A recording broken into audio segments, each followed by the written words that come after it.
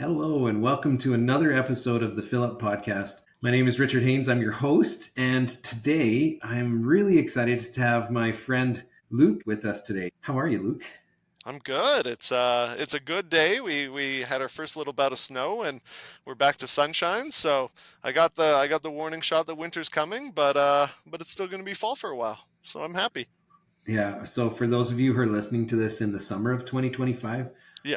just this is been recorded, or maybe the summer of 26 in October of 24. Luke, today we want to highlight your story. We want to bring about how you've learned and grown over time, and again, of course, it's the Fill Up Podcast, which stands for Fall in Love with the Process. You're one person who has overcome a lot, and you have a very happy demeanor about you. From what you've told me, it wasn't always that way, but maybe it was. So, and you just thought it wasn't. So why don't I pass the baton to you now? I mean, I think you've always been a positive person. Totally. It's just you've gone through some big challenges as well. So Yeah, it's been quite a ride to get here. So I'm currently the owner and operator of Carpet Cleaning by Luke, and I've been doing that for a year and a half. I worked at the University of Lethbridge for 14 years in post secondary, almost 19 if you include my time as a student. So it was a big part of my life, big part of my culture. But of all the experiences and things I learned and different things I did there, Richard, I have never been more successful than I am right now, in terms of what I'm doing with the business, the ability to build a situation that works for me, build an experience that works for me, build a process, to execute work. Engage with clients as part of it, and just to put the big asterisks on this, it is as much me as it is anybody I worked with over those years or any of the jobs I held. Moving into the world of being an entrepreneur and running my own business has just been an eye-opening experience. I think I've been searching for a long time, hmm, but really would have never found until I did it. until you did it, I noticed there that your definition of success, like because you said it's the most successful I've ever been, and then you listed a bunch of things. So I'm taking that's what you meant as your definition. That part of that you didn't say anything about fiscal stuff or anything about revenue and things in there. And I'm not trying to dig that out of you, but No. I also find it interesting that that your definition of success is all of those things: the engagement, the running the show, the coming up with systems and processes, and being creative. And that's something I admire about you is the creativity that you have. There's some of the creatives that we were talking about preamble that we won't say on the show here, the creative stuff that you've done, but that we have a lot of fun together when we get together in Totally. our Yeah. group and stuff. But yeah, so where did it all start? Like, if we want to just talk about carpet cleaning by Luke today, like what was the brainchild of you doing carpet cleaning? Yeah, you bet. So the sun had set on my time at the university, and that was just kind of the first decision with two kids. One of them had picked up COVID sometime along the way, and once shortly after we had the second one, the first one picked up COVID, and it was just an eye opener of everything that was from 0 to 4, the challenges of two professionals and kids and sick kids and transportation and all of that different kind of stuff, and it was just very much time for a change. So my wife and I had a conversation, and I said, do you want to change, or do you want to find this flexibility, or should I? She said, I'm good. I said, great, I'm ready for a change. So that kind of got the ball rolling as part of it. Put in my notice at the university and had the chance to stay home with my little girl for 5 months, and that's kind of where the brainchild thinking process started. Started. Yeah. To be Can I totally ask honest, go for it. can I ask something about that? Yeah. Was there any hesitation at all, like by her or by you at this point, where Uh, you're just like, I'm done, I think. that's totally it, and that's going to be a theme through this is for me it presents itself. It works or Okay. it doesn't work. It's time to stay or it's time to go. And very rarely in my life has anything been in between. When you kind of talk about what those transitions have been like between different activities or different challenges in life. When I look back, the challenge is the beginning of the end. Like when those challenges start to present themselves, I now know the writing is on the wall. The question Mm. is, am I going to see it? And then what am I going to do about it? Am I going to ebb and flow it? Am I going to control it? Am I going to, make a quick decision now? And so much of that, as I look back, is largely maintaining relationships. That's, if there's anything I wish I could have done, I'd still end up here, but I would have pulled the plug a little earlier and maybe tried to save some relationships, or just Mm. acknowledge that, yeah, it was just time for something else, the next thing. Yeah. Yeah. Those bridges are interesting, and you learn Yeah, as you go. yeah, Yeah. exactly. And So the you, only way you can learn is crossing the bridge, as long and as awkward as some of them might be. yeah, that's right. And hopefully there's not a troll under the bridge, but there always seems to be trolls everywhere. A few, So yeah. yeah, a few that you've got to overcome, or get your big brother to come and take care of for you. Exactly. Um, and for those who aren't familiar with that, what is that? The story or the fable, the three billy goats gruff. Yeah, exactly. That's the reference there. Um, so you're home for 5 months with your daughter, Yep. and during this time, you're thinking, what's next? Yeah, thinking that I struggled I struggled in a standard work environment. I struggled being an employee. I struggled executing visions of supervisors as part of it, and again, my priority had just shifted to be at home. Actually, now that I say that too, one big thing is the roles I had at the university were reading, writing, or talking, or I was Hmm. thinking about reading, writing, or talking. And then you throw two kids into that, and you come home and you're reading, you're writing, or you're talking, and it was just nonstop. And for someone who likes to do that, um, generally speaking, I hit a threshold that I had never experienced before. Hmm. So taking that 5 months, I had a few goals. One was to be physical. Um, I've tried to go to the gym 1,000 times, and it's just Hmm. not going to happen, especially not with two kids. So it's like I needed something physical.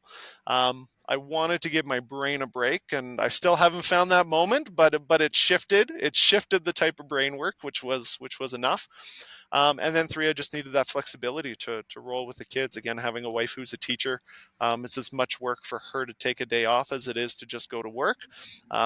In terms of sub planning and all that kind of stuff. So if we could kind of find this new balance with my new role, that was going to be it. So put all those things together, and cleaning made sense, and carpet cleaning made more sense because it's gig work. Most people don't need a carpet cleaner any more than every once or 2 years. Hmm. So to know that it was kind of a, if you need work, go find it. But Hmm. if you got enough, you're good. Then it made sense. It was a good formula going in.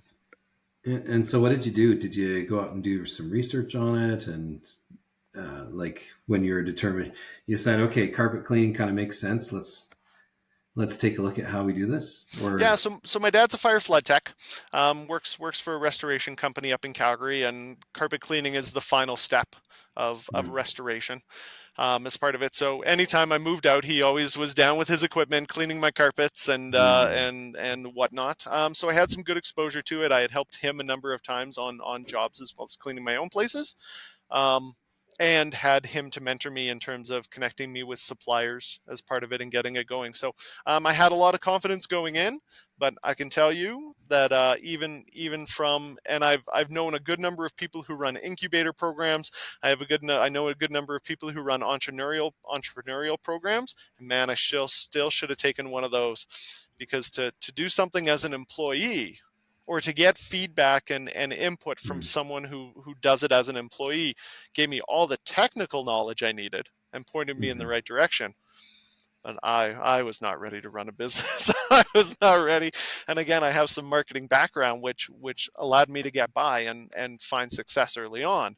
But I tell you, I really wish I would have kind of jumped into one of those programs and just came in with with a solidly baked plan. And we know that plan won't play out, but I wouldn't No. have mind baking something first before before Yeah. jumping in. So I used to teach at one of those teach the stress management day, and I would tell everybody, like, get your plan done because it's super important. And do you know how long it is before your plan is outdated?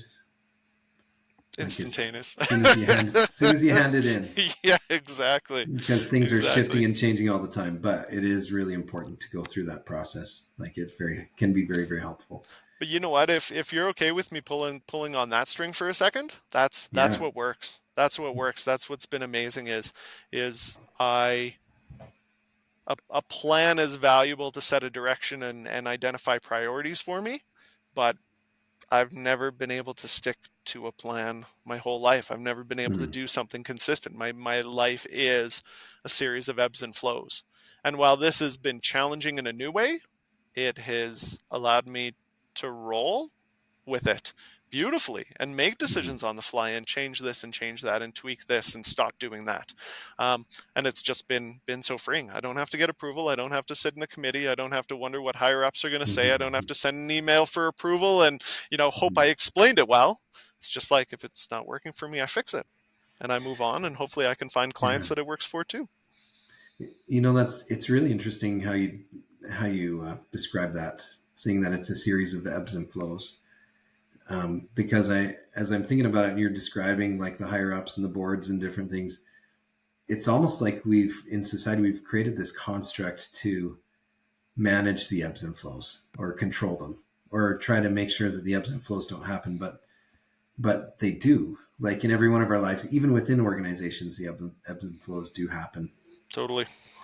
And so I'm curious for you, like if you've always been that way, or if there was a period of time where you tried to really manage them, the ebbs and flows that were happening, um, and just felt like you were kind of pushing against a brick wall and just needed to flow.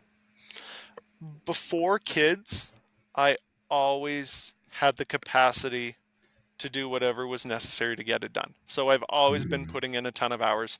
I've always been thinking about it nonstop. I've always just been able to work my way through it, or get it done, or find the extra time that it takes, even if I don't understand it, to do a be very begrudgingly do a task that needs to be done. But once kids came into the picture, I did not have that capacity anymore. So it forced the change. But again, I can look back on a career of experiences Yeah. and point to those moments that I wish I would have known that it was a capacity issue and it wasn't working, or that it was compensated for with capacity, Mm-hmm. not that it wasn't. Yeah, maybe something that Passion. wasn't a great fit. Yeah. Yeah. I'm curious, what was it about having kids that shifted it for you? Is it because kids are in ebb and flow? Like how working, like raising kids, that's what happens? Or like what happened for you? No time. Like my Okay. time, my extra time disappeared. I wanted my extra time to disappear. Time I didn't want for to. Time, all time, like because I wouldn't what just. Sorry, go for it. what did you want to use the time for? Like To so to recover, like you just needed recovery time from No, not no, being it able to wasn't ebb an and flow, or no, it wasn't an intentional decision. So imagine that there's no reason that I couldn't have got my job done in 35 hours a week, technically. mm-hmm. But by the nature of the job, the tasks that were required, um, it took me 50 every Okay, every week as part of it. So just putting in lots of extra time right, at work to just get the job done, but also had great conversations, enjoyed the people I worked with, and yeah, that capacity existed to do it that way. Once kids came, I didn't have that time. That didn't work anymore. I yeah, didn't want to be there and putting that time in.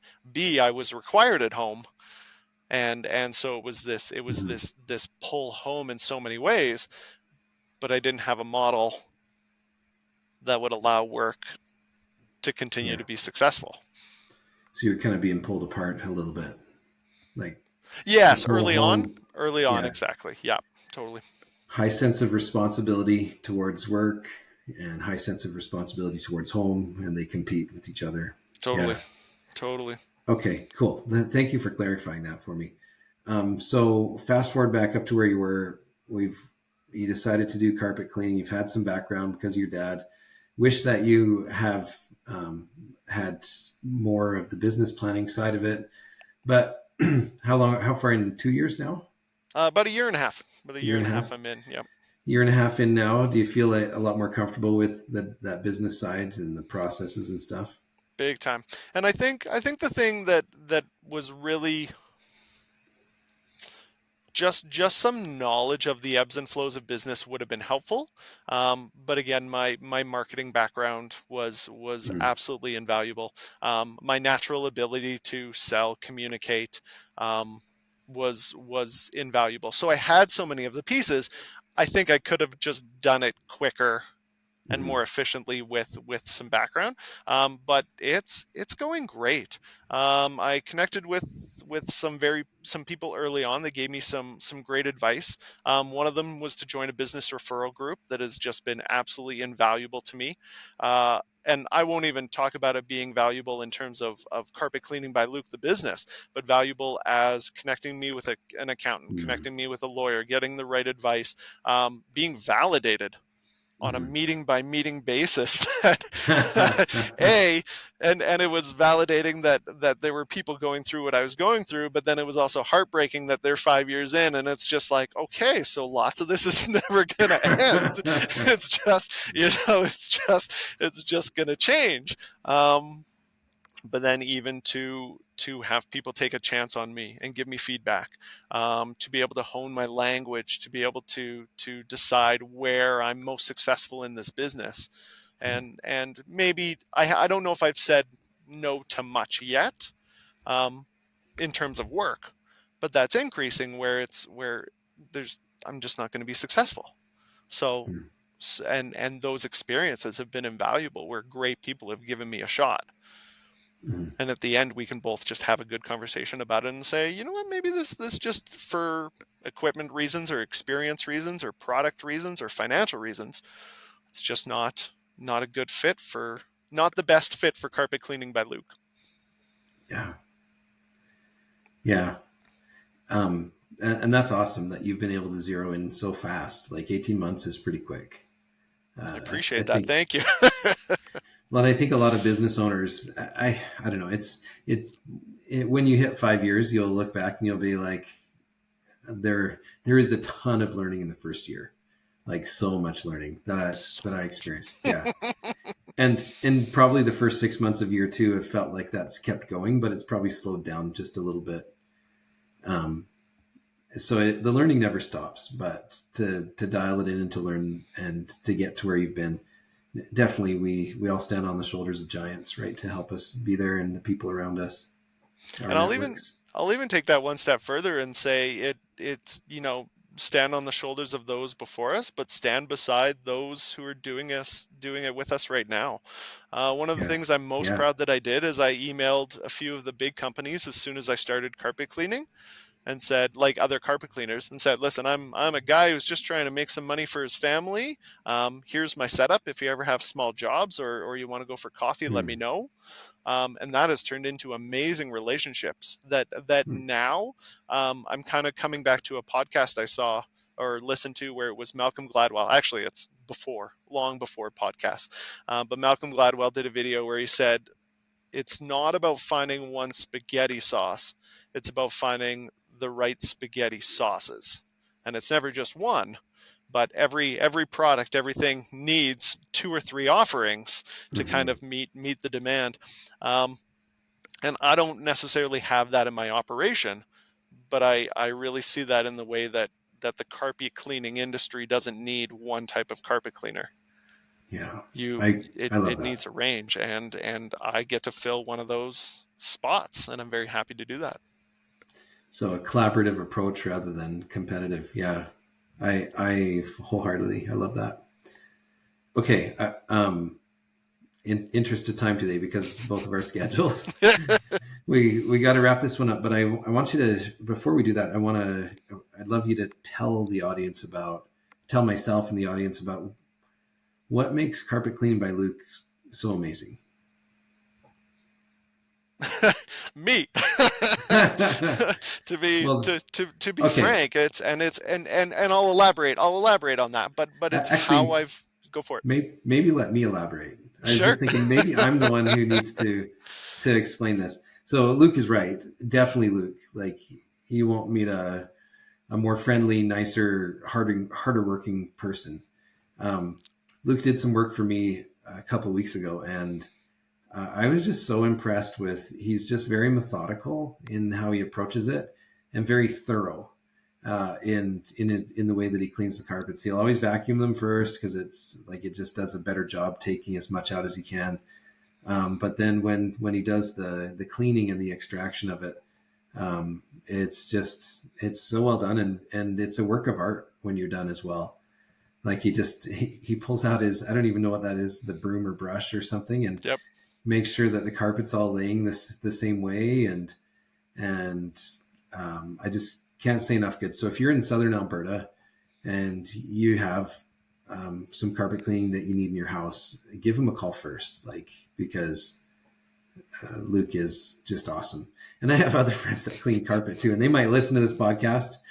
Um, and it's kind of like Luke was saying, some of them are set up to do bigger stuff, but like as far as customer service and stuff goes, Luke's the man. Oh, And I appreciate that, Richard. And I'll even just yeah, elaborate that on from my perspective too, where if there's anything I've learned over the last 18 months, it's like as long as I am passionate and I am mm-hmm. interested, I'm going to be successful. And I'm very interested and passionate, and I'm able to communicate the technical parts of carpet cleaning and bring my clients on board. But there's a reason it's carpet cleaning by Luke. There's a reason my face is all over everything, and there's a reason all of my social media is described as I, not we. I'm not a big team. I don't want to be a big team. I'm not going to present myself as a big team. It's me. And if that works for you, that's great. If that doesn't, I got 2 or 3 names of people you can call who are going to meet that, and that's how I build trust and rapport too. But I'm I love what I do. I do it well, and my goal is to just find people that works for, and so far so good. Awesome. Okay, one final question. Well, actually, two final questions. All right. The first one is, if you had any advice to somebody who's looking to start their own business, what advice would you give them? Make sure you love it, or you love the idea of it, because it's a long, tricky road. But of all the struggles I've had, while these are some of the biggest struggles I've had, they have taken the least amount of energy to go through, and they I have the most confidence and the most resilience in it. I had a quick chat with a business student. He asked me, why do you think maybe business people don't start many entrepreneurial ventures? And I was like, because they know too much. They know they they know what the stats are and the likeliness of failure, or what it takes to get through, and you need that passion and that grit to get through. So make sure that's there, and then just remember that you don't have to be everything. Build your business, Mhm. find your customers, and keep going as best you can. Yeah, and if you're not sure, just take steps forward. Sorry, this was your advice. I'm just adding a little bit into it. Just take steps forward. Do something. Pick a direction and go that way. Because if it's the wrong direction, you'll learn it along the way, and you'll be really clear. Big time. Um, okay, so if people want to get in touch with you, if maybe they have carpets that need to be cleaned here in Southern Alberta, how do they do that? What's the best way? Yeah, bet. Call or text. Call or text is great. So 403-394-4320. You can also visit my website at carpetcleaningbyluke.ca, or send me an email at hello@carpetcleaningbyluke.ca. But any one of those routes will point you in the direction of all the others. So yeah, just reach out. One, I love to talk and communicate and get to know people. So even if it's a professional visit, or a coffee or something like that to connect, reach out. But certainly if you're looking to get some carpets cleaned, give me a call. quotes are free, and I'll promise that I'll only do what I can do. But if I can't do it, I know exactly who you should call, because good people know good people, and I got a heck of a group of good people in my circle. So never be afraid to reach out. I love it. Awesome. Luke, thank you for being on today. It's been fun. It's been short fun, but it's been fun. So, yeah, and we might have to do it again sometime. Well, I was going to say we've already alluded to a part two, so it's Yeah. just a matter of when.